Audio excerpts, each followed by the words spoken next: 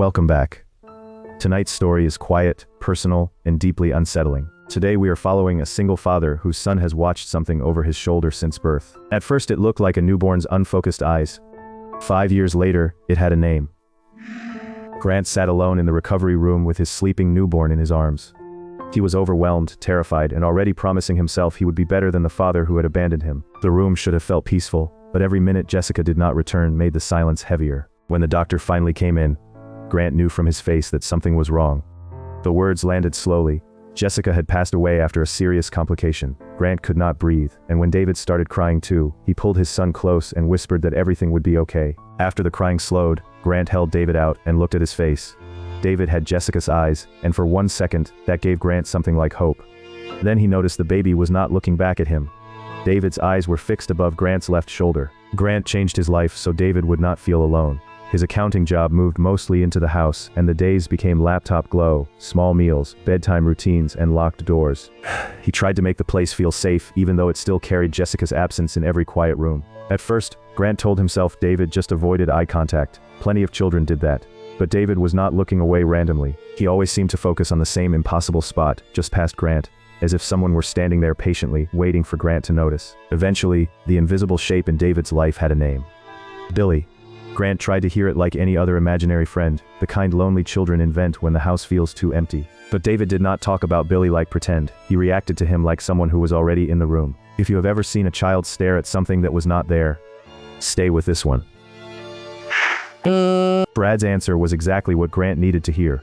Clay had once had an imaginary friend named Mr. Buttons, and it had passed. Brad even told Grant that every parent feels lost sometimes. Standing beside the grill, Grant almost believed the fear in his house had a harmless explanation. Around 9, the family started heading home. Grant held David's hand as they crossed back over to their house, carrying the first real comfort he had felt in weeks. He thought maybe a movie, pajamas, and pizza could reset the night. David even smiled when Grant suggested it. David ran upstairs to change while Grant searched for something to watch. For a few seconds, the house sounded ordinary again. Then a scream ripped through the ceiling. Grant did not think. He bolted up the stairs, burst through David's bedroom door, and shouted his son's name into the room. David was on the floor in the corner, trembling so hard Grant could see it from the doorway. When Grant turned him over, the bruise and the split lip made his stomach drop. David's answer was worse than the injury. Billy was mad because David had stopped loving him. Grant's fear turned into rage. He stood up and screamed at the empty bedroom, ordering whoever was there to get out and leave them alone. A ball sat in the middle of David's floor, and Grant kicked it as hard as he could. It sailed into the open closet. It sailed into the open closet. For one thin second, the room was silent. Then the ball rolled out of the closet by itself. Grant froze, every bit of anger draining into cold terror. He reached under David's bed, found the baseball bat, and swung into the closet hard enough to hit the back wall. Grant shoved the clothes aside and found only the empty back wall of the closet. When he turned, something wrapped around his neck with impossible strength. He could not breathe. Behind him, a cruel, cracked voice whispered that David belonged to it, and the room erupted with gurgling laughter. The grip vanished, but the laughter stayed. Grant hit the floor, dragged air into his lungs, and saw David covering his ears in the corner. He did not wait to understand it. He scooped his son into his arms and ran for the stairs while the sound followed them through the house. Grant wrote from a hotel room, saying they were leaving and he did not know where they would go. Then David looked up, pale and shaking, and said Billy was there. He said Billy was going to kill Grant.